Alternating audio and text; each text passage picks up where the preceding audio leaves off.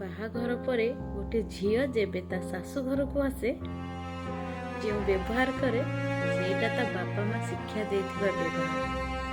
ଆଉ ତାର କିଛି ମାସ ପରେ, 6 ମାସ ପରେ ଯେଉଁ ପରିବର୍ତ୍ତନ ଆସେ ସେଇଟା ତାର ଶାଶୁଘର କରିଥିବା ଉପେକ୍ଷା।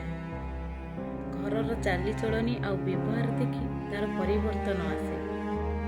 ଆଉ ତାକୁ ଏ ସମାଜ କୁହେ ବଦମାସ, ଡିହା, ଉଦଣ୍ଡି ଆଉ ଅନେକ କିଛି ଉପାଧି ଚାଚିକି ଦେଇ ଦିଅନ୍ତି। କୁହନ୍ତି ପର ଝିଅ ଘର ଭାଙ୍ଗେ। ସତ କଥା ତ ଏଇଆ, ପର ଝିଅ କେବେ ଘର ଭାଙ୍ଗେ। କୋଉ ବି ଝିଅ ଆଗରୁ କି ପରେ ଖରାପ ହୁଏନି। ସେ ଯେଉଁ ସମାଜରେ ବଢ଼େ ସେ ସମାଜ ଅନୁସାରେ ସେ ଚାଲେ। ଆଉ ତାକୁ ଏ ସମାଜ କୁହେ ପର ଝିଅ ଘର ଭାଙ୍ଗେ। ଲୋକେ ସମାଜ ତାକୁ ସମସ୍ତେ ଖରାପ କରିଦିଅନ୍ତି। କିନ୍ତୁ ସତ କଥା, ପର ଝିଅ କେବେ ଘର ଭାଙ୍ଗେ ନା। ଯଦି ତମେ ଶାଶୁ ଥିଲ କାଲି ଘର ଭାଙ୍ଗି ନାଅ, ତ ଆଜି ଆମେ କେମିତି ଭାଙ୍ଗିଥିଲୁ ସେଇଟା ତ କୁହ।